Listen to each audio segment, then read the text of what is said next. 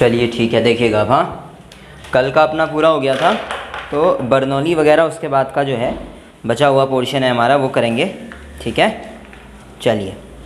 तो प्रत्यास्था हो चुका है हमारा, द फ्लो ऑफ लिक्विड्स ये भी हो गया है। ठीक है ना, ओके। हाँ, स्टोक्स के लॉ में पहुँचे थे ना, देख लीजिएगा। F इज इक्वल टू था 6 पाई ईटा आर वी, ऐसा। F is equal to 6 pi eta R V, ये किसका था? स्टोक्स का लॉ था।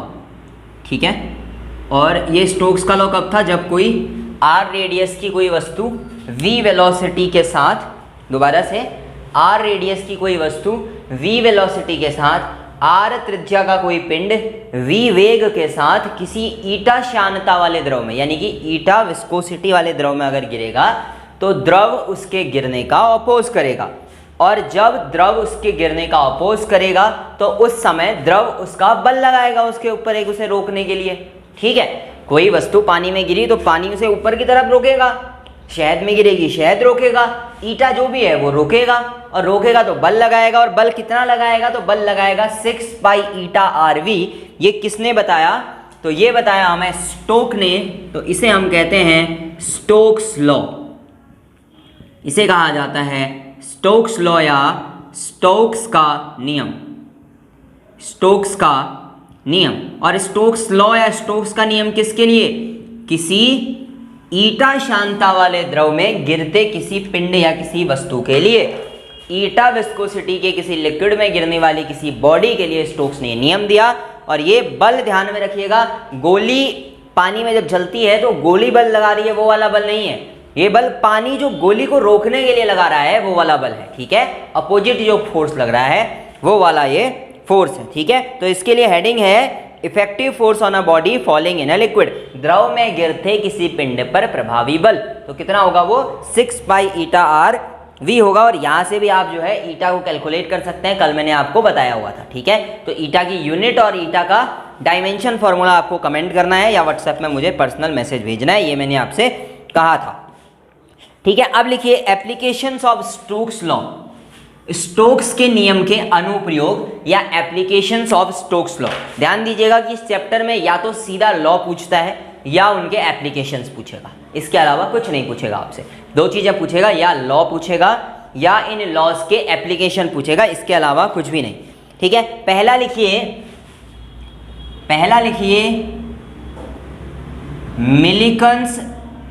Millikan's oil drop experiment, Millikan's oil drop experiment, Millikan का तेल की बूंद वाला प्रयोग, मिलिकन का तेल की बूंद वाला प्रयोग, मिलिकन का तेल की बूंदों वाला प्रयोग। और इसमें क्या किया था मिलिकन ने, वो आपको याद रखना है। इसमें इलेक्ट्रॉन पर कितना आवेश होता है, इलेक्ट्रॉन पर कितना चार्ज होता है, इसकी गणना की थी मिलिकन ने अपने ऑयल ड्रॉप एक्सपेरिमेंट के अंदर। तो मिलिकन का ऑयल ड्रॉप एक्सपेरिमेंट केमिस्ट्री में अगर है आपके सिलेबस में तो मैं पढ़ाऊंगा, वहां पे आपको जो ऑयल ड्रॉप्स होती हैं उनको ऊपर से गिराया गया था और उनकी रेडियस नापी गई थी, क्रांतिक वेग वगैरह का हिसाब लगा करके। बहुत ज़्यादा एक अच्छा एक्सपेरिमेंट इसको कहेंगे, क्योंकि मिलिकन के इसी ऑयल ड्रॉप एक्सपेरिमेंट से हमें इलेक्ट्रॉन्स की रेडियस का आइडिया लगा, इलेक्ट्रॉनों की त्रिज्या के बारे में पता चला, और पता चला कि इलेक्ट्रॉन गोल होते हैं, कितनी उनकी त्रिज्या होती है, ये सब हमें इससे पता चला। अगला इसका दूसरा एप्लीकेशन है स्पीड ऑफ रेन ड्रॉप्स, वर्षा की बूंदों की चाल, वर्षा की बूंदों की चाल, वर्षा की बूंदों की चाल। ठीक है, ये कैसे निकालेंगे? इससे ये v कैलकुलेट करेंगे। ईटा के लिए हम शांता मान लेंगे वायु की। ठीक है, मैंने कहा ना शांता केवल लिक्विड की नहीं होती है, फ्लूइड्स की होती है। फ्लूइड्स जो बहना जानते हैं, यानी कि द्रव और गैस दोनों। तो जब पानी की बूंदें ऊपर से गिरेंगी तो जो नीचे हवा है वो उसको रोकने के लिए एक बल लगाएगी, वो बल कैलकुलेट करना होता है। ईटा हमारे पास है हवा के लिए, आर होगा वो जो ऊपर से बारिश की बूंदें गिरी उनकी त्रिज्या, वेलोसिटी वहां से कैलकुलेट कर लेंगे तो हम बता देंगे कि कहाँ किस स्पीड के साथ किस वेलोसिटी के साथ बारिश हो रही है। अगला लिखिए formation of clouds, formation of clouds, बादलों का बनना, फॉर्मेशन ऑफ क्लाउड्स या बादलों का बनना, ठीक है, फॉर्मेशन ऑफ क्लाउड्स या बादलों का बनना। इसमें क्या होगा, पानी की पहले छोटी छोटी बूंदें बनेंगी, फिर वो धीरे धीरे बड़ी होती रहेंगी और धरती की तरफ आते रहेंगी, और उससे क्या होंगे, वो बादल हमें तैरते हुए प्रतीत होंगे, ठीक है, क्योंकि उनको रोकने के लिए एक बल काम कर रहा है, तो बादल नीचे नहीं गिरेंगे, तैरते हुए लगेंगे, हमें लगेगा कि वो ऊपर ही झूल रहे हैं, ठीक है। इसके अलावा लिखिए पैराशूट, एक और है पैराशूट लेकर के जब कोई उतरता है तो वह इसी एक स्टोक्स के लॉ का प्रयोग करता है।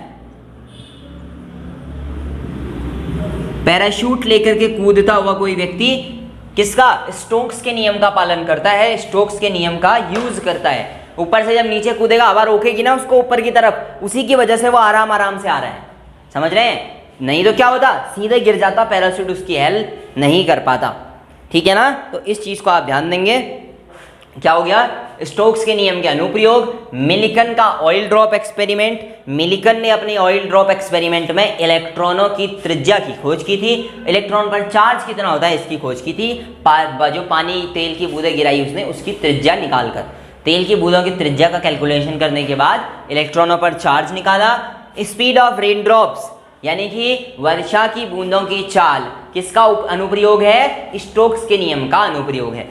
फॉर्मेशन ऑफ क्लाउड्स यानी कि बादलों का बनना किसकी वजह से होता है, स्टोक्स के नियम की वजह से होता है। ऐसे पैराशूट लेकर कूदता कोई व्यक्ति भी स्टोक्स के नियम का पालन करता है। A person jumping with the help of parachute is using Stokes law. तो ये चार इसके अनुप्रयोग हैं, ये आपको ध्यान रखना है।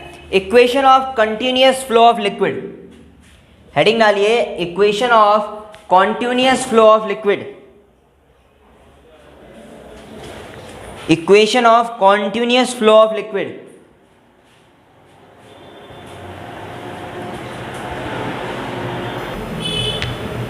इसका मतलब क्या हुआ, द्रवों का अनवरत प्रवाह या अविरल प्रवाह, ये नाम सुना होगा आपने। कॉन्टिन्यूअस फ्लो का मतलब होता है कि द्रव लगातार बहते रहते हैं, ठीक है। ये चारों उतार दिए, उतारिए 6 पाई ईटा आरवी स्टोक्स लॉ और उसके अनुप्रयोग क्या क्या, पैराशूट, क्लाउड्स का बनना, रेन ड्रॉप की स्पीड और मिलिकन्स का ऑयल ड्रॉप एक्सपेरिमेंट स्टोक्स के नियम पर आधारित है, ठीक है। अब देखिए कॉन्टिन्यूअस फ्लो ऑफ लिक्विड, द्रवों का अविरल प्रवाह, द्रवों का अविरल प्रवाह,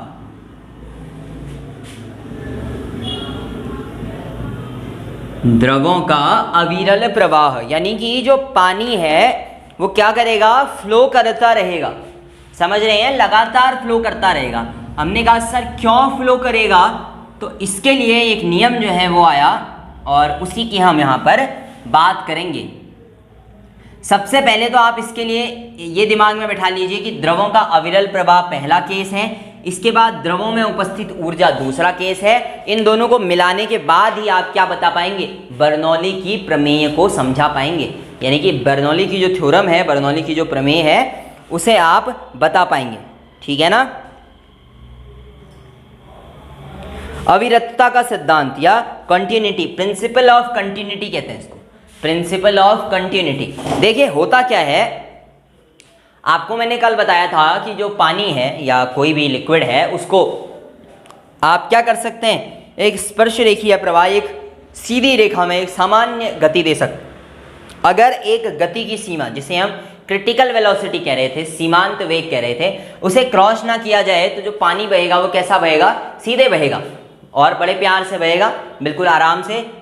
उसी वाले प्रवाह में मान लीजिए मैं आपको एक ऐसे केस देता हूँ, ये एक पाइप है, आप घरों में सामान्यतया यूज़ करते हैं, जो वही पाइप है, बिल्कुल बराबर मोटाई होती है ना इसकी। बराबर मोटाई का मतलब है इस एरिया का क्षेत्रफल अगर ए है तो इसका क्षेत्रफल भी क्या होगा, ए होगा। जरा ध्यान से समझिएगा, दोनों साइड का क्षेत्रफल ए है। आप घर के पाइप को एज्यूम कीजिए, अब इसके अंदर मान लीजिए एक पानी जो है वो जा रहा है, ठीक है, ये गया, ये आपका पानी जो है इसके अंदर जाने वाला है और अब इधर से वो बाहर निकलेगा। अब जरा ध्यान से देखिए, यह आप घरों में करते हैं। मान लीजिए यहाँ से जो पानी गया वो v वेग के साथ आपका गया, पानी v वेग के साथ आपके नल से जो है पाइप के अंदर गया। अब अगर आपने खेत में पानी डालना हो तो आप क्या करेंगे, आप हल्का सा इसे इधर से प्रेस करते हैं, दबाना शुरू करते हैं, और अगर आप इसे दबाएंगे तो क्या होगा, तो इसको दबाने के बाद आप इसका मुंह छोटा करेंगे ऐसे, समझ रहे हैं, यही पाइप है, आपने इसका आगे वाला ये क्षेत्रफल पिचकाकर छोटा कर दिया, छोटा कर दिया तो एरिया कितना हो गया, ए डैश। तो अगर मैं यहाँ पर कंपेयर करूँ आपका, तो ए डैश ये जो नया क्षेत्रफल है, क्या आप मानते हैं कि वो ऊपर वाले क्षेत्रफल से कम होगा? ए डैश इस ए से छोटा है, ऑब्वियसली छोटा है। अच्छा, अब मुझे ये बताइए कि अगर यहाँ से v वेग से पानी गया तो जो यहाँ से पानी बाहर निकलेगा वो कुछ ऐसे निकलेगा। तो ये जिस वेग से पानी बाहर निकला है वो वेग जो है, मान लीजिए वो v डैश है, ये v डैश इस v से ज्यादा होगा या कम। आपने पाइप को पकड़ा, आप पीछे से पानी पाइप में लगाया और आगे से आपने दबा दिया। जैसे आपने दबाया, आप देखते होंगे कि पानी बाहर निकला। अब जो पानी निकला उसका वेग ज्यादा है कि कम है? ऑब्वियसली ज्यादा है, बड़ा कॉमन फिनोमेना है, हम घरों में यूज करते हैं। पाइप के आगे का पोर्शन दबा देंगे सॉरी, तो अगर आपने आगे से छेद दबा दिया तो क्या होगा, बहुत तेज स्पीड के साथ पानी आपका जाने लगेगा। यही तो हम कह रहे हैं। हमने क्या कहा, आगे का क्षेत्रफल छोटा किया तो ये जो v डैश आया, नया v डैश आया है, ये आपके पुराने वाले वेग से ज्यादा होगा। यहां से ज्यादा होगा, इधर ये वाला जो वेग है ये कम है, एरिया ज्यादा, यहाँ एरिया कम है तो वेग ज्यादा। यहाँ पे एक चीज आप समझिए, एरिया अगर ज्यादा, क्षेत्रफल अगर ज्यादा तो वेलोसिटी कम। ऐसा ही हो रहा है। उस वाले केस में देखिए एरिया कम हो गया और जैसे आपने एरिया घटाया वैसे ही वेलोसिटी ज्यादा, वैसे ही वेलोसिटी ज्यादा। और इसी को कहा जाता है द्रवों का अविरल प्रवाह। द्रवों का प्रवाह क्षेत्रफल डिपेंडेंट फीचर है। क्षेत्रफल बढ़ाना घटाना होगा तो द्रव अपना प्रवाह क्या करेगा, परिवर्तित कर लेगा, वेलोसिटी बढ़ा देगा, लेकिन बहता रहेगा। समझ में आया? बहता रहेगा। आप क्षेत्रफल छोटा करेंगे, तेज गति से बहेगा, लेकिन बहेगा उतने ही अमाउंट में। समझ पाए? उतने ही। मान लीजिए यहाँ से 5 लीटर आपने भेजा, अब यहाँ से भी तो 5 लीटर निकलना है ना, तो सेम टाइम में तो निकल नहीं सकता, तो क्या करेगा, वेग बढ़ा देगा अपना ताकि जल्दी निकल पाए। इसे कहते हैं द्रवों का अविरल प्रवाह। और इसको दिखाते कैसे हैं मैथमेटिकली, तो हम कहते हैं कि एरिया जहाँ से द्रव पास हो रहा है गुणा वेलोसिटी जिस वेग से पास हो रहा है, किसी द्रव के लिए हर जगह पर क्या होता है, फिक्स होता है, नियतांक होता है। क्या होता है? नियतांक होता है।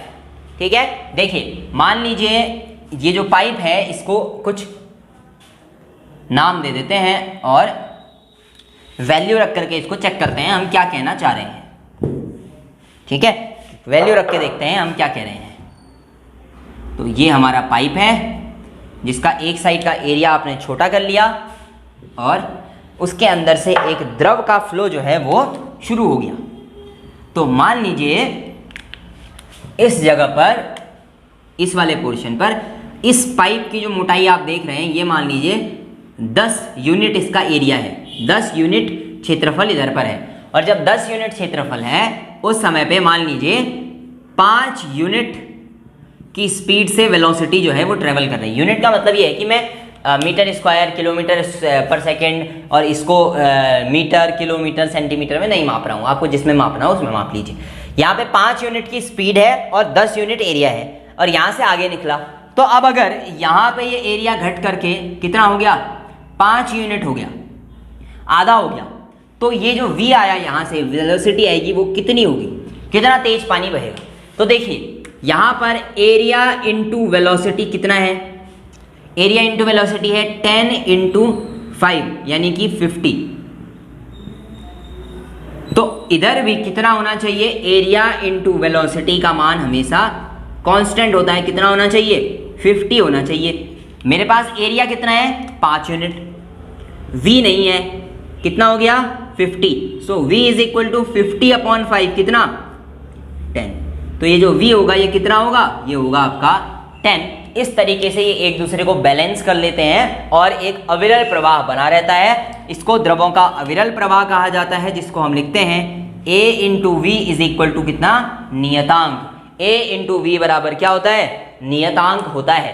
तो इसको समझने के लिए आपकी बुक में अगर कुछ बनाया भी होगा, कहीं से आप पढ़ेंगे तो ऐसा आपको एक डायग्राम मिलेगा। ये एक पाइप दिखाई देगा और उसके बाद उसको पहले ऐसे छोटा किया जाएगा, फिर ऐसे ही बड़ा कर दिया जाएगा और आपको कहा जाएगा कि ये एक एरिया और दूसरा एरिया ये छोटा कर दिया यहाँ पर। तो आप पाएंगे कि द्रव v वेग से अगर यहाँ बह रहा है तो वो अपना वेग बढ़ा देगा और यहाँ बहुत तेज वेग के साथ आगे जाएगा और फिर बाहर निकल जाएगा।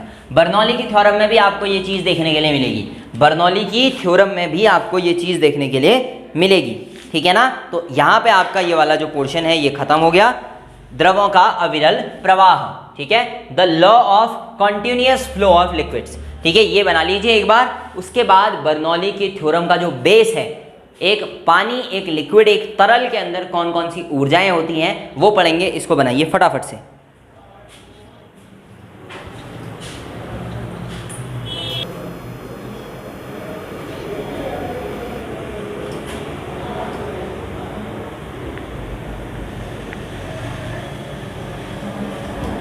चलिए अब देखिए, इसे मैं हटा रहा हूं और अब जो है हम पढ़ेंगे एक बहते हुए द्रव में, एक लिक्विड में, एक तरल में, एक फ्लूइड में कौन सी ऊर्जाएं होती हैं। तो देखिए 3 प्रकार की ऊर्जाएं एक द्रव में हो सकती है, ठीक है। एक द्रव में 3 प्रकार की ऊर्जा होती है, एक एक करके तीनों पढ़ेंगे। पहली ऊर्जा जो इसके अंदर होगी वो आपकी होगी दाब ऊर्जा या प्रेशर एनर्जी। ये तो आप कॉमनली कह भी सकते हैं, कितनी होगी, दाब ऊर्जा या, किसी भी लिक्विड के अंदर क्या होती है, पहली होती है दाब ऊर्जा या प्रेशर एनर्जी। क्या, दाब ऊर्जा या प्रेशर एनर्जी, ये पहला टर्म है, ठीक है। दाब ऊर्जा या प्रेशर एनर्जी किसी भी लिक्विड के अंदर हो सकती है। अच्छा, ये कैसे आप समझे, जैसे ही आपने अभी पाइप को दबाया था तो आपने देखा था कि दाब आपने लगाया, आपने बल कहा पर आपने क्या लगाया, दाब लगाया, और दाब के बाद आपको पता चला कि इस लिक्विड में क्या है, दाब ऊर्जा भी एग्जिस्ट करती है, प्रेशर एनर्जी भी एग्जिस्ट करती है। यही प्रेशर, अब देखिए मैं इसको कैसे सॉल्व करता हूं, जरा देखिएगा। मान लीजिए एक पाइप के अंदर पानी फ्लो कर रहा है, पानी फ्लो कर रहा है, तो पानी कुछ बल लगाएगा, आगे की तरफ बल लगाएगा, और उस बल की वजह से उसमें L लंबाई का मान लीजिए विस्थापन हो गया। तो अगर मैं आपसे कहूं L लंबाई का विस्थापन हुआ किसी पाइप में, एक मैं पाइप बना लेता हूं, ये लीजिए, ये एक पाइप है, L लंबाई है इसकी,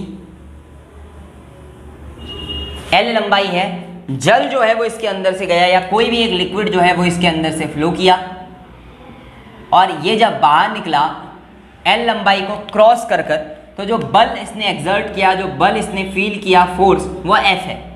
तो अगर मैं आपसे पूछूं कि इसने वर्क डन कितना किया, कार्य कितना किया, तो कार्य में आप क्या कहेंगे, सर कार्य बराबर होता है बल गुणा बल की दिशा में विस्थापन, फोर्स इनटू डिस्प्लेसमेंट। तो अगर मैं आपसे इधर वर्क पूछूं तो आप क्या कहेंगे, सर F इंटू L। बहुत बढ़िया।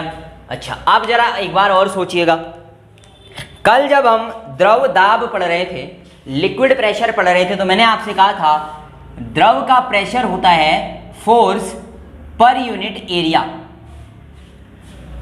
किसी द्रव के अंदर रखे किसी बीकर पर या किसी डब्बे में, किसी बॉक्स पर, उसके प्रति एकांक क्षेत्रफल पर बल लगता है। कल ही पढ़ा था ना हमने, प्रेशर क्या होता है, फोर्स पर यूनिट एरिया, ऐसे पढ़ा था कल हमने। ये एक डब्बा बनाया था और इसके अंदर आपने ये लिक्विड भरे थे, और फिर आपने देखा था कि इसके पर यूनिट एरिया पर क्या लग रहा था, लंबवत एक बल काम कर रहा था, ऐसे।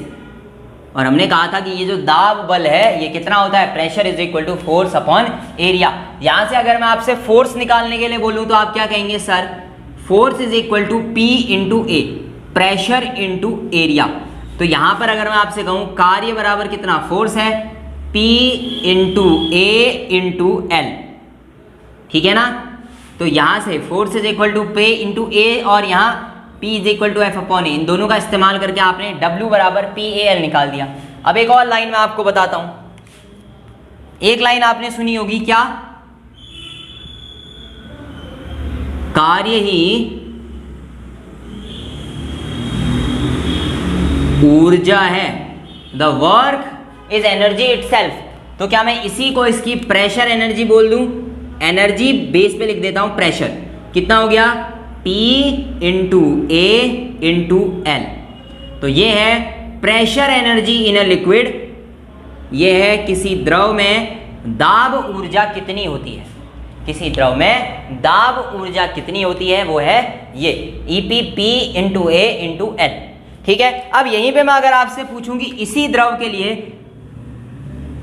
पर यूनिट वॉल्यूम में कितनी ऊर्जा होगी, प्रति एकांक आयतन में कितनी ऊर्जा होगी, प्रति एकांक आयतन पर यूनिट वॉल्यूम में कितनी एनर्जी होगी, तो आप क्या करेंगे, इस ऊर्जा को डिवाइड कर देंगे किससे, V, कैपिटल V आयतन से।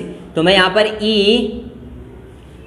P अपॉन V लिख देता हूं, प्रति एकांक आयतन में कितनी दाब ऊर्जा है।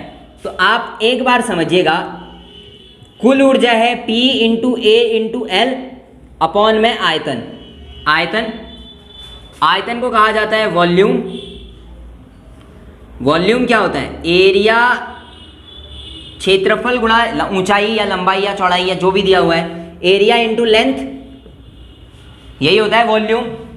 जरा देखिएगा इस V को मैं P into A into L upon में A इंटू एल लिख लूँ, area into length, area into length, तो कितना आ जाएगा, energy of pressure energy per unit volume किसी लिक्विड में कितनी होती है, ए से एल से एल कैंसिल, P के बराबर यानी कि द्रव दाब के बराबर होती है।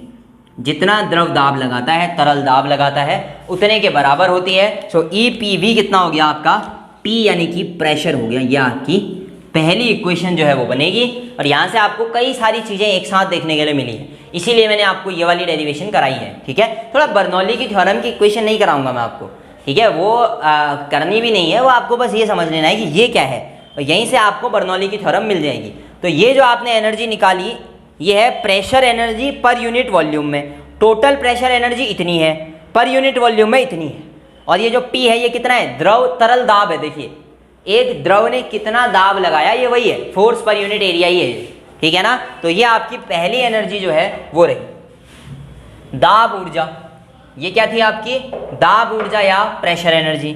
अब आते हैं काइनेटिक एनर्जी भी तो होगी,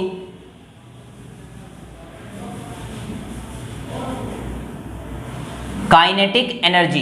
काइनेटिक एनर्जी का मतलब क्या होता है, काइनेटिक एनर्जी का मतलब होता है आपका गतिज ऊर्जा।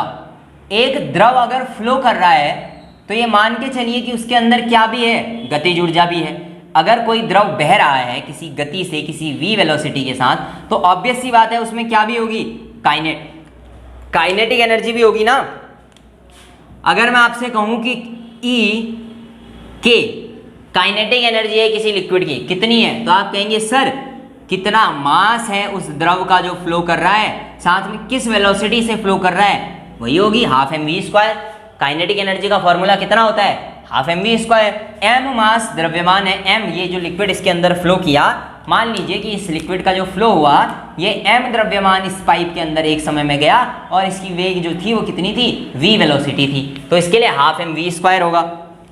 अगर हाफ mv² है तो हमारा जो कैलकुलेशन है वो तो किसका चल रहा है, पर यूनिट वॉल्यूम के लिए चल रहा है ना, पर यूनिट वॉल्यूम में कितनी एनर्जी है, ये तो कुल ऊर्जा है, प्रति एकांक आयतन में कितनी, तो ये होगी E K upon capital V यानी कि वॉल्यूम बराबर हाफ m वेलोसिटी का स्क्वायर अपॉन वॉल्यूम, ये बड़ा वाला V वॉल्यूम है, आयतन है, ठीक है। अच्छा यहाँ पे एक और इंटरेस्टिंग फैक्ट है, देखिए मास अपॉन वॉल्यूम क्या होता है, यहीं पे लिख देते हैं, मास अपॉन वॉल्यूम, द्रव्यमान बट्टे आयतन क्या होता है, घनत्व या डेंसिटी, m अपॉन v होता है रो, m अपॉन v क्या होता है, रो। तो अगर मैं इसी को लिखने की कोशिश करूं तो मैं ऐसा लिखूंगा ना, energy, kinetic energy per unit volume is equal to half m upon capital V into v, ये वेलोसिटी वाला v है, इसको मैं ऐसे लिख देता हूं, ठीक है ना। अगर मैं इसको और सॉल्व करूं तो मैं क्या लिख लूंगा, E kinetic energy per unit volume is equal to half m upon v कितना, रो v स्क्वायर होता है, हाफ रो v स्क्वायर। ये क्या है, काइनेटिक एनर्जी है पर यूनिट वॉल्यूम की, ये है kinetic energy per unit volume. और अगर ये kinetic energy per unit volume है तो हमारी दूसरी इक्वेशन भी यही है। ये सब आपकी बर्नौली थ्योरम में काम आएंगी, अभी देखिएगा। ये तीनों आपको वैसे भी याद रखनी है। इससे पहले एयरफोर्स एक्स ग्रुप में ये क्वेश्चन आया था, किसी द्रव में, किसी बहते द्रव में प्रति एकांक आयतन में गतिज ऊर्जा कितनी होती है, किसी बहते हुए द्रव के प्रति एकांक आयतन में गतिज ऊर्जा कितनी होती है, इतनी होती है, ठीक है। क्या लिखा था उसने कि what is the kinetic energy per unit volume in a flowing liquid, तो वो ये होती है। उसने बर्नौली ना पूछ के बर्नौली के अंदर का ही पार्ट पूछ दिया था, इसीलिए मैं ये करा रहा हूं आपको। अच्छा, लास्ट जो है वो है आपकी कौन सी होगी, पोटेंशियल एनर्जी, वो है आपकी पोटेंशियल एनर्जी, यानी कि हम इसे क्या कहेंगे, स्थितिज ऊर्जा कहेंगे। क्या कहेंगे, स्थितिज ऊर्जा कहेंगे, पोटेंशियल एनर्जी। अब एक चीज़ और है यहाँ पे, पोटेंशियल एनर्जी के अंदर आपको ध्यान देनी है, जो पोटेंशियल एनर्जी किसी वस्तु में उसकी स्थिति के कारण होती है, पोटेंशियल एनर्जी किसी वस्तु में उसकी स्थिति के कारण होती है। इसका मतलब कहीं ना कहीं हमें ये भी देखना पड़ेगा कि ये जो पानी फ्लो कर रहा है ये कहाँ फ्लो कर रहा है। तो मैं मान लेता हूँ कि ये पानी धरती से h ऊंचाई पर रखा हुआ है, ये पाइप जो है वो आपने h ऊंचाई पर रखा हुआ था, यहाँ पर पाइप है, यहाँ पर, तभी तो उसमें स्थितिज ऊर्जा होगी। जमीन वाले में थोड़ी स्थितिज ऊर्जा होती है, जो पानी बह रहा है जमीन में, ठीक है। तो अगर by the way pipe h ऊंचाई पर है तो आपको भी पता है कि एनर्जी पोटेंशियल कितना होता है, mass into acceleration due to gravity into height, mgh होता है। ये एनर्जी में पढ़ के आए हैं, लेकिन हमें कैलकुलेशन इसका नहीं करना है, हमें तो किसका करना है, पर यूनिट वॉल्यूम का एनर्जी निकालना है। पर यूनिट वॉल्यूम क्यों निकालना है वो आप बर्नौली में समझेंगे, ठीक है। हमें क्या एनर्जी निकालना है, पर यूनिट वॉल्यूम में कितना एनर्जी है वो हमें कैलकुलेट करना है। तो हम करेंगे E पोटेंशियल एनर्जी, अच्छा यहाँ भी वही है तो इसको PO कर दीजिए ऐसे, इसको वैसे U लिखा जाता है तो EU लिख दीजिए। चलिए ये हो गया पोटेंशियल एनर्जी, वहाँ प्रेशर एनर्जी को P लिख दिया है ना हमने, तो इसको पोटेंशियल एनर्जी को U कर देते हैं। पर यूनिट वॉल्यूम में निकालना है ना, तो हम क्या करेंगे, mgh अपॉन में वॉल्यूम, यहाँ भी वही बात आ गई, देखिए m अपॉन v एक साथ, gh एक साथ, तो E U upon v, m upon v gh, m upon v क्या होता है कहा था मैंने अभी, रो g h होता है। तो यहाँ से एनर्जी और potential energy per unit volume कितना आया, रो जी एच आ गया, ठीक है ना। कितना आ गया, रो जी एच आ गया। ये हमारी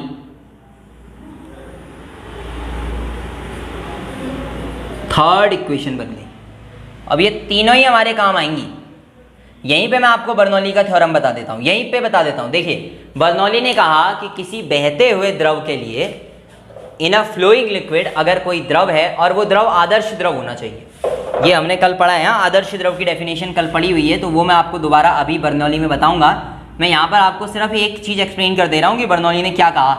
बर्नौली ने कहा कि अगर आदर्श द्रव है, ये प्लस ये किसी द्रव के लिए उसकी कुल ऊर्जा यानी कि potential energy, kinetic energy and pressure energy का योग हमेशा कांस्टेंट होता है, फिक्स होता है। यानी कि अब बर्नौली की जैसी थ्योरम आएगी, आप क्या लिखेंगे, rho G H plus half rho V square plus P is equal to constant कर देंगे। यही है बर्नौली की थ्योरम, इसके अलावा कुछ नहीं है। बर्नौली की थ्योरम इन्हीं तीन ऊर्जाओं की बात करती है, pressure energy, kinetic energy, potential energy of a liquid.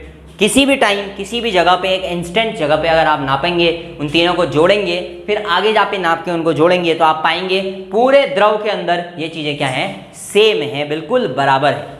ठीक हो गया। हालांकि ये कम ये ज़्यादा हो सकता है, लेकिन इन तीनों का योग कांस्टेंट होगा। इन तीनों का योग क्या होगा, कांस्टेंट होगा। ये आपको ध्यान देना है। तो ये 3 प्रकार की ऊर्जा हमने पढ़ी, दाब ऊर्जा, प्रेशर ऊर्जा, गतिज ऊर्जा और उसके साथ में स्थितिज ऊर्जा, ये हमने पढ़ी। और इसके बाद अब आपकी आएगी बर्नौली की थ्योरम। ये तीनों उतारिए पहले तो।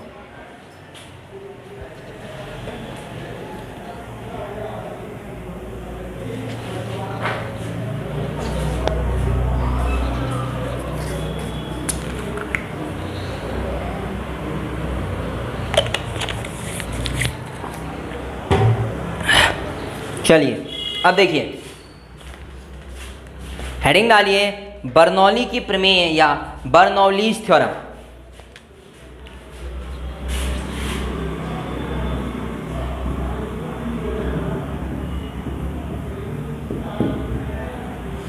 बर्नौलीज थ्योरम या बर्नौली की प्रमेय, बर्नौली की प्रमेय हिंदी में तो लिख लेंगे सब, बर्नौली।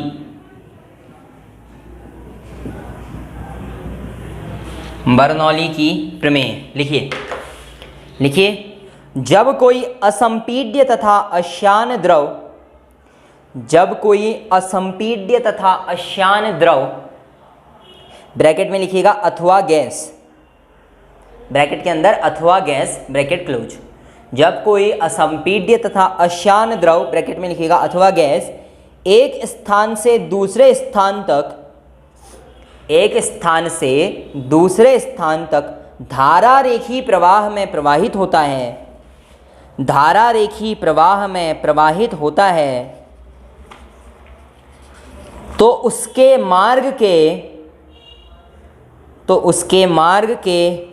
प्रत्येक बिंदु पर, तो उसके मार्ग के प्रत्येक बिंदु पर इसके प्रति एकांक आयतन की कुल ऊर्जा, तो उसके मार्ग के प्रत्येक बिंदु पर इसके प्रति एकांक आयतन की कुल ऊर्जा अर्थात दाब ऊर्जा, गतिज ऊर्जा तथा स्थितिज ऊर्जा, दाब ऊर्जा, गतिज ऊर्जा तथा स्थितिज ऊर्जा का योग एक नियतांक होता है, का योग एक नियतांक होता है। इंग्लिश वाले लिखेंगे when a non-viscous and non-compressible liquid, when a non-viscous and non-compressible liquid, non-compressible liquid flows in streamed line, flows in streamed line, flows in streamed line, then in each and every point, then in volume वाली energy ही हमको calculate भी करनी थी। ठीक है, देखिए इसका जो डायग्राम बनता है वो कुछ ऐसा बनता है, ऐसा कुछ बनता है। बर्नौली या तो ऐसा बना दीजिए या उल्टा बना दीजिए, कोई दिक्कत नहीं है। हाइट बना देंगे इसकी ऐसे, सरफेस से h1 और h2 हाइट में ऐसे बनाया होता है, और इसी की वजह से हम इसको एनर्जी को प्रूफ करते हैं, बर्नौली की थ्योरम को। ठीक है, तो बर्नौली की थ्योरम का मैथमेटिकल इंप्रेशन क्या होगा, देखिए मैथमेटिकली बर्नौली की थ्योरम को लिखा जाएगा तीनों एनर्जीज का sum, pressure energy P plus kinetic energy half rho v square plus rho G H is equal to कितना, कांस्टेंट या नियतांक। ये तीनों को जोड़ करके आप क्या लिख देंगे, कांस्टेंट या नियतांक होता है। इस चीज का ध्यान देना होगा हमने। ठीक है, ये तीनों पर यूनिट वॉल्यूम में है, ओरिजिनल एनर्जी ऐसी नहीं थी। कुल एनर्जी की बात करेगा तो कुल एनर्जी, प्रेशर एनर्जी जो है वो P नहीं होती है, वो क्या होती है, P into area into length होती है। कुल kinetic energy half mv square होती है, ये रो जी एच नहीं होती, ये कितनी होती है, mgh होती है। कुल ऊर्जा, कुल ऊर्जा तो ये है, कुल ऊर्जा की बात नहीं, प्रति एकांक बिंदु पर, यानी कि इसमें आप अगर देखेंगे तो आप पाएंगे कि ऐसा अगर कोई एक पाइप है तो इस पाइप के इस बिंदु पर ये ऊर्जाएं जोड़ करके अगर 50 आ रही हैं तो इस पॉइंट पर इन तीनों ऊर्जाओं का सम भी 50 ही आएगा। हालांकि यहां पहुंचने पर देखिए, यहां से यहां जो द्रव है, यहां से नीचे को द्रव गिरा तो यहां स्थितिज ऊर्जा ज्यादा होगी, ये कम होगी, इस पॉइंट पर ये कम हो जाएगी, ये ज्यादा हो जाएगी। ठीक है, आपस में बदलते रहते हैं। पहले वाले में ये 10, मान लीजिए ये 5 और ये 10 था, अगले वाले में हो सकता है ये 10 ये 10 ये 5 हो जाए, उसके बाद ये 5 ये 10 हो जाए, लेकिन कुल मिला के जो योग रहेगा वो हमेशा 25 रहेगा। ये कहने का मतलब होता है बर्नौली की थ्योरम का। बर्नौली की प्रमेय कहती है कि ये क्या है, आपस में बराबर रहेंगे। इतना समझ में आया? अब मैं आपको एक और बड़ी इंटरेस्टिंग चीज दिखाने वाला हूं बर्नौली की थ्योरम की। ये पहले मैथमेटिकल इंप्रेशन लिख लीजिए, उसके बाद एक चीज बताऊंगा ताकि बर्नौली की प्रमेय के इस्तेमाल, एप्लीकेशन, यूजेस आप पढ़ सकें। यहां से प्रश्न बहुत आता है, ध्यान से समझिएगा। अगर किसी स्थान पर P ज्यादा है, प्रेशर ज्यादा है, दाब ज्यादा है, तो मान के चलिए कि उसकी काइनेटिक एनर्जी कम होने वाली है। काइनेटिक एनर्जी कम होने का मतलब वेलोसिटी या वेग कम होने वाला है। ठीक है, अभी देखिए हाफ mv² कम होने वाला है। ठीक है, अभी ऐसे बहुत सारी चीजें आपको देखने के लिए मिलेंगी। ठीक हो गया? तो आप क्या देखेंगे, अब अगर मैं इसी की जगह में ये दिखा दूं आपसे, अगर बाय द वे किसी जगह पर वेग ज्यादा हो, वेलोसिटी ज्यादा हो, यानी कि हाफ mv² हाफ ρv² ज्यादा हो जाएगा, तो अपने आप कॉमन सी चीज है बर्नौली की थ्योरम के हिसाब से ये और ये कम हो जाएंगे, ये और ये कम। तो जहां वेग ज्यादा वहां दाब कम, ये लाइन दिमाग में रखिएगा। जहां वेग ज्यादा वहां दाब कम, जहां वेग ज्यादा वहां दाब कम। और इसी कंसेप्ट से हमारे आगे के फॉर्मूले बनेंगे, एप्लीकेशंस बनेंगे। तो ये है आपकी बर्नौली की theorem, P + half ρv² + ρgh is equal to constant या नियतांक होता है। एनर्जी जो है वो हर जगह पे कितनी होती है, फिक्स होती है। ठीक हो गया? चलिए अब हेडिंग डालिए, applications of Bernoulli's theorem. Applications of Bernoulli's theorem, Bernoulli की प्रमेय के अनुप्रयोग, बर्नौली की प्रमेय के अनुप्रयोग, बर्नौली की प्रमेय के अनुप्रयोग। बहुत जबरदस्त अनुप्रयोग है और यहां से आपके प्रश्न आने की संभावना बहुत ज्यादा है। ठीक है,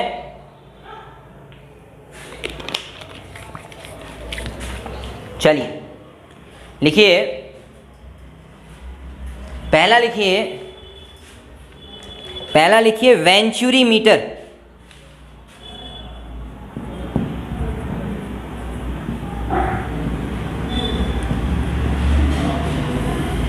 वेंचुरी मीटर,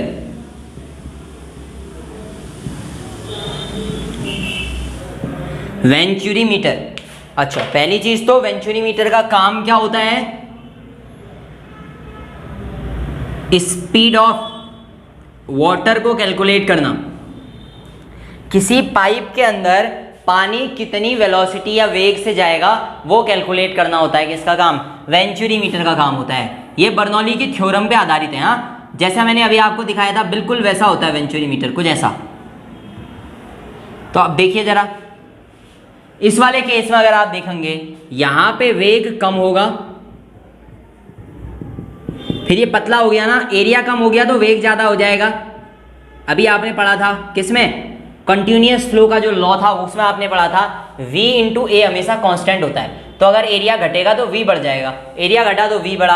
अब यहां से एक चीज देखिए, यहां वेग कम है तो दाब ज्यादा होगा, और यहां पे वेग ज्यादा है तो दाब कम होगा।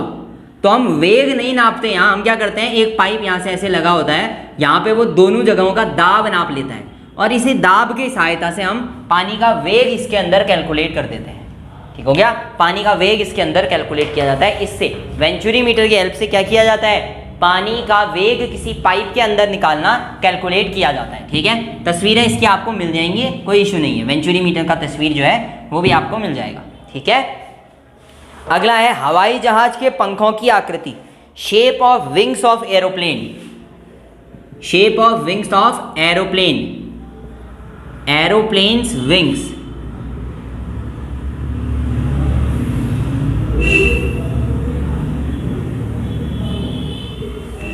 एरोप्लेन्स विंग्स, वायुयान के पंखे यानी कि हवाई जहाज के पंखों की आकृति, हवाई जहाज के पंखों की आकृति, हवाई जहाज के पंखों की आकृति,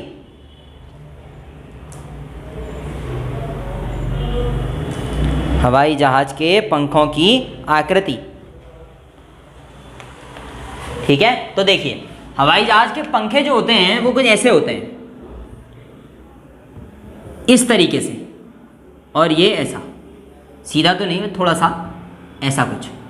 अच्छा, अब अगर हवाई जहाज के पंखे ऐसे हैं तो होगा क्या, जो हवा आएगी वो कुछ ऐसे आएगी,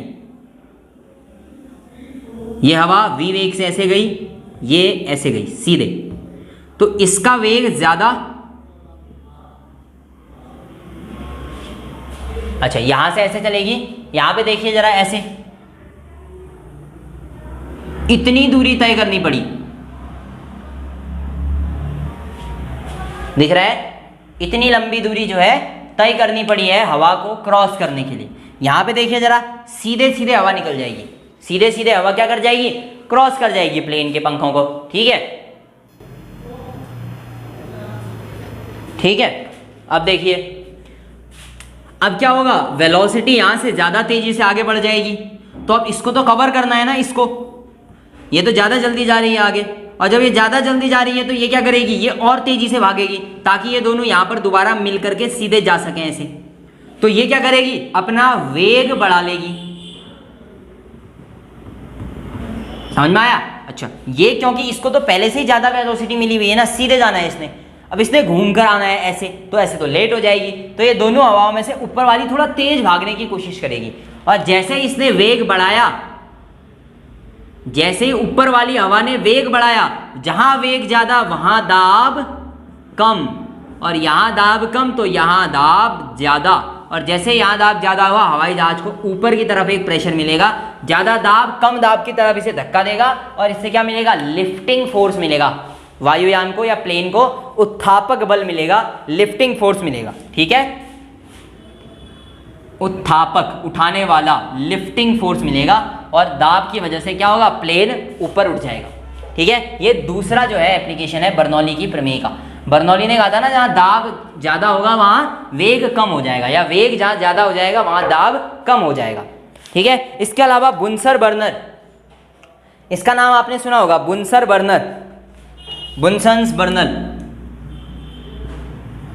बुनसन बर्नर काफी ज्यादा यूज भी होता रहा है। बुनसन बर्नर, देखिए कुछ नहीं है इसका एप्लीकेशन, देखिए होता क्या है, नीचे एक डब्बा है जहां से आपका जो गैस है वो आनी है, बिल्कुल बहुत पतला सा इसके अंदर एक छेद बनाए रहते हैं यहाँ पर, और यहाँ पर जो है इसको जलना है, तो यहाँ से बहुत तेजी के साथ गैस आएगी, तेजी के साथ गैस आएगी का मतलब वेग ज्यादा, छोटा छेद है ना तो बहुत तेज गैस आएगी, तेज गैस का वेग ज्यादा, तो यहाँ दाब क्या हो जाएगा, अपने आप कम हो जाएगा, ज्यादा वेग होगा तो प्रेशर कम हो जाएगा वेलोसिटी ज्यादा होते ही, और जैसे दाब कम हुआ, बाहर तो दाब ज्यादा है ना, तो बाहर की हवा अंदर आ जाएगी, और ये हवा और गैस आपस में मिलेंगे, और यहाँ क्या होगा, आग जलेगी, तो इसी के साथ एयर प्लस जो गैस है वो मिक्स हो जाती है, और फिर बुनसन बर्नर जो है वो बर्न करता है। ठीक है, तो ये भी किसका यूज है, ये भी आपका बर्नौली की थ्योरम का यूज है। इसके अलावा एटोमाइजर या कणित्र, इन सब के डायग्राम मैं आपको भेज दूंगा।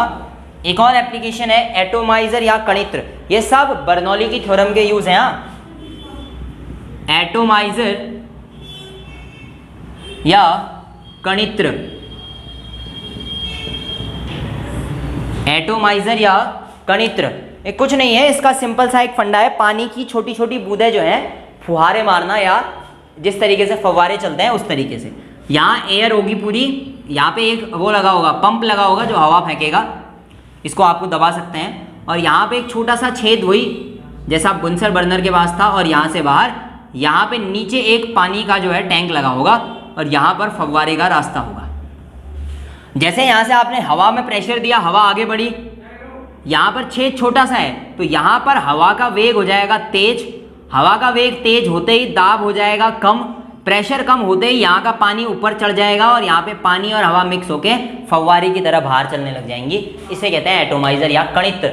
ये पानी को कणिकाओं में तोड़ता है। एटोमाइजर या कणित्र किसका उपयोग है? बर्नौली की प्रमेय का है, ठीक है, बर्नौलीज थ्योरम का यूज है, एटोमाइजर या कणित्र, ये भी याद रखिएगा। सबके डायग्राम आपको मिलेंगे, बिल्कुल टेंशन मत लीजिए। फिर है फिल्टर पंप। फिर क्या है आपका? फिल्टर पंप या फिल्टर पेपर। फिल्टर पंप जो है ये स्पेशली जो फिल्टर पंप है आपका, ये फिल्टर पंप की जगह में इसमें आप एक चीज यूज कर सकते हैं, ये वैक्यूम क्रिएट करने का काम भी करता है। वैक्यूम या निर्वात जो है उसका निर्माण भी इससे किया जा सकता है, इसी पंप से, फिल्टर पंप से। जैसा अभी आपने बुनसर बर्तन में पढ़ा, जैसा आपने अभी एटोमाइजर या कणित्र में पढ़ा, बिल्कुल वैसा ही कंसेप्ट है। ये कुछ ऐसा है, देखिए मुझे मान लीजिए इस वाले एक गोले को, इसको जिसमें हवा भरी है, इसकी हवा बिल्कुल खाली करके इसे निर्वात बना देना है।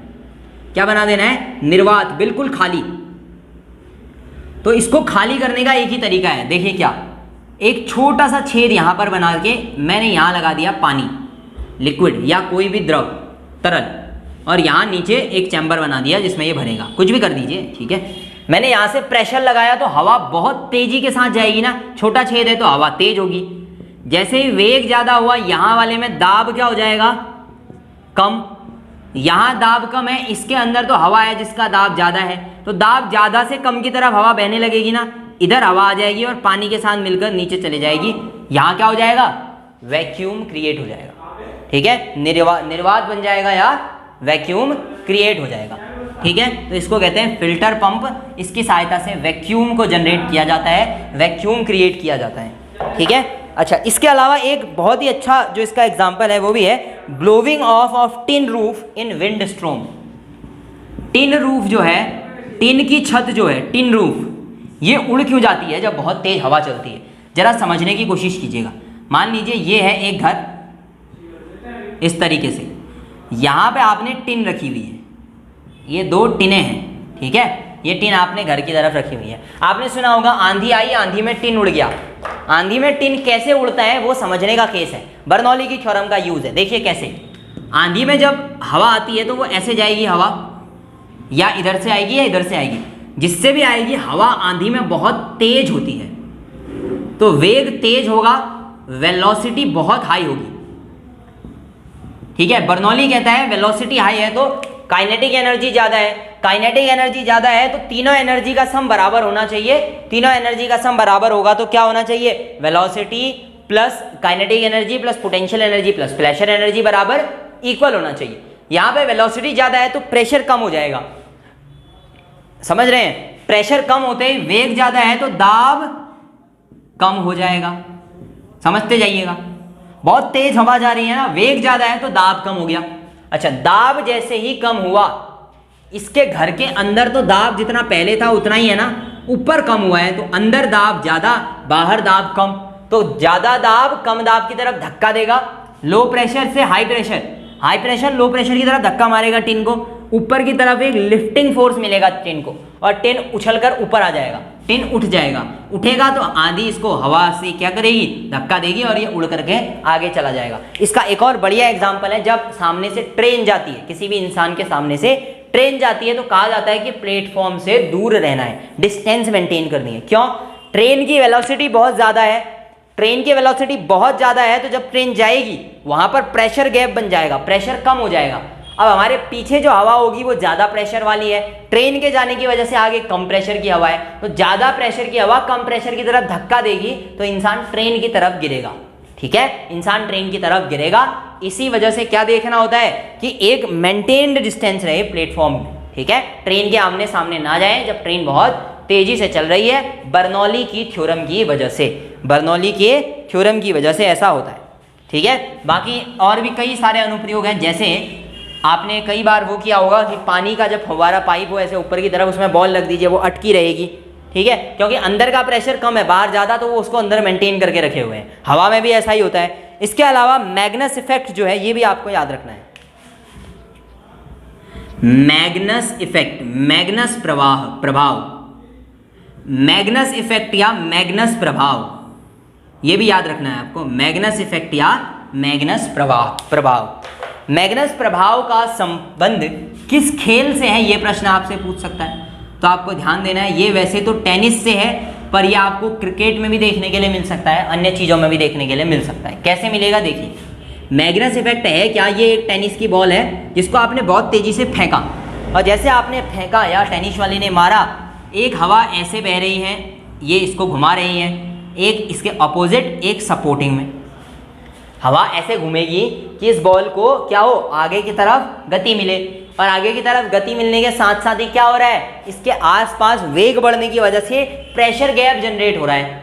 तो क्या होगा, उस केस में ये बॉल क्या कर जाएगी, स्विंग कर जाएगी, सीधे ना जा करके अपने रास्ते से भ्रमित हो जाएगी, और भ्रमित भी ऐसे होगी, ये बॉल ऐसे गिरी और उसके बाद फिर ऐसे जाएगी आगे, और हो सकता है कभी कभी क्या हो जाए, स्विंग भी हो जाए। तो बॉल का स्विंग होना क्या है, मैग्नस इफेक्ट है। ये भी एक तरीके से किस पर आधारित है, ये भी एक तरीके से आपका आधारित है किस पर, बर्नौली की प्रमेय पर। तो ये भी आपका किस पर आधारित है, बर्नौली की प्रमेय पर। इतने अनुप्रयोग जो है वो हमने बर्नौली की प्रमेय के पढ़ दिए। ये सब आपके क्या है, बर्नौली की प्रमेय के अनुप्रयोग हैं, ये दिमाग में रखिएगा, ठीक है। तो सभी लोग इसको दिमाग में रखेंगे। चलिए,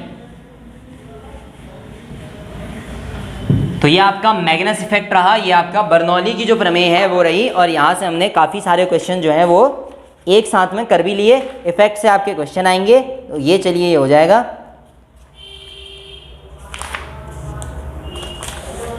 चलिए, अब कुछ ये सामान्य से प्रश्न हैं जो मैंने आपको वैसे भी पढ़ा दिए हैं, जैसे ताप के बढ़ने पर शांता गुणांक, ताप के बढ़ने पर शांता गुणांक पर क्या प्रभाव पड़ेगा। When the temperature is increases then the viscosity constant क्या होगा, ऑब्वियसली क्या हो जाएगा, डिक्रीज हो जाएगा, ठीक है, हाँ डिक्रीज हो जाएगा। लेकिन ध्यान देंगे, इसने जो ऑप्शन दिया है वो सुनिए, गैसों तथा द्रवों दोनों का बढ़ता है, गैस और द्रव दोनों का घटता है, गैसों का बढ़ता है तथा द्रवों का घटता है, गैसों का घटता है तथा द्रवों का बढ़ता है। यहाँ पर आप ध्यान देंगे, टेम्परेचर बढ़ने पर द्रवों का शांता गुणांक घटता है। When we increases the temperature, then the viscosity constant of liquid decreases, लेकिन गैसों का बढ़ जाता है, ठीक है, गैसेस का इंक्रीज हो जाता है। टेम्परेचर बढ़ेगा तो गैसेस के लिए विस्कोसिटी कांस्टेंट बढ़ेगा, तो इसका ऑप्शन सी ठीक होगा, गैसों का बढ़ता है तथा द्रवों का घटता है। In gases increases and in liquids decreases, ये थोड़ा सा दिमाग में रखिएगा, ठीक है ना।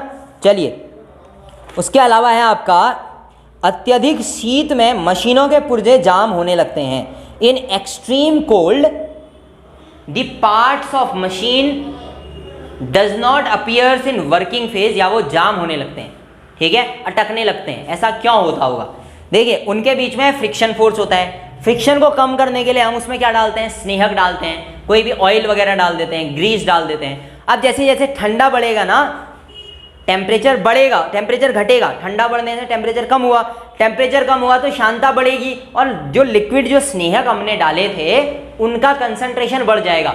बढ़ने की वजह से वो क्या करेंगे, फ्रिक्शन को बढ़ाएंगे। अब पहले तो फ्रिक्शन रोकने के लिए थे, अब वो सॉलिडिफाई होने लग गए हैं, गाढ़े होने लग गए हैं, ठीक है। तो इस वजह से स्नेहक की शांता के बढ़ने की वजह से ऐसा होता है, ठीक है। अच्छा, अगला सुनिए, शीशे की एक गोली किसी शान द्रव में मुक्त रूप से गिर रही है। शीशे की एक बुलेट है, उसको हमने चलाया नहीं है, मुक्त वेग से छोड़ दिया है, वो गिर रही है बिल्कुल due to acceleration, due to gravity की वजह से नीचे को गिर रही है। और अब वो गिर रही है तो ये पूछ रहा है कि क्या होगा उसका वेग, जो भी चीज़ आपने फेंकी है, शीशे की एक गोली जो फेंकी है उसके साथ क्या होगा जब वो मुक्त रूप से, आपने चलाई नहीं है गोली, वो छोड़ दी आपने, छोड़ दी है तो शांत द्रव में गिर रही है।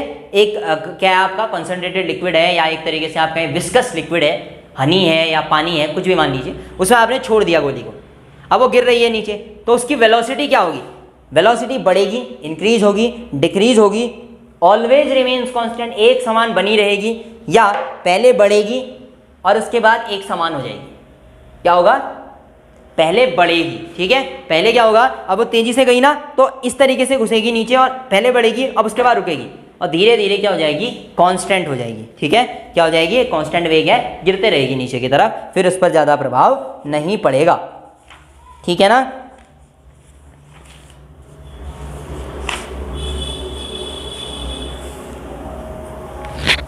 अच्छा, शान द्रव में सीमांत वेग से गिरने वाले पिंड का त्वरण कितना होता है? शान द्रव में सीमांत वेग से गिरने वाले पिंड का त्वरण, सीमांत वेग मैंने आपको बताया था, सीमांत वेग क्रिटिकल वेलोसिटी। क्रिटिकल वेलोसिटी वो वेलोसिटी है जहां या जिसके बाद द्रव का जो स्टेडी फ्लो है वो बदलकर टर्बुलेंट फ्लो बन जाता है। क्या कर रहा है वो? प्रक्षुब्ध प्रवाह होना शुरू हो जाता है, कहीं भी तरफ पानी बहने लग जाएगा, एक सरल रेखीय एक ऋजु रेखीय पथ में वो नहीं चल पाएगा। ऐसी अगर कोई वेलोसिटी है, शान द्रव है, कोई विस्कस आपका लिक्विड है, उसमें आपने कोई चीज डाली सीमांत वेग से, तो एक्सेलरेशन कितना है? 0 या फिर जी के जितना, जी से कम या जी से ज्यादा। Acceleration due to gravity G से ज्यादा, जी से कम या 0, तो कितना होगा? 0 होगा। ठीक है, क्योंकि टर्बुलेंट फ्लो है ही नहीं, सीमांत फ्लो है, तो एक जैसा वेग बने रहता है। एक जैसा वेग बने रहने की कंडीशन ही क्या है? कंडीशन ये है कि त्वरण नहीं होना चाहिए। तो एक्सेलरेशन ड्यू टू ग्रेविटी क्या, उसका कोई प्रभाव उस पर नहीं है, क्योंकि वो क्रिटिकल वेलोसिटीज है। अब जब ज्यादा बढ़ जाएगा तब जाकर के टर्बुलेंट फ्लो आएगा, तब जाकर के आप पाएंगे कि प्रवाह जो है वो ऊपर नीचे होने लगा है। ठीक हो गया? तो ये आज के लिए अपना काफ़ी है। अब कल जो है अपना क्या करेंगे, आपका सरफेस टेंशन वाला जो एक टॉपिक बचा है वो खत्म करेंगे और फिर अगले टॉपिक्स की तरफ जाएंगे। ठीक है, चलिए, thank you, till next video.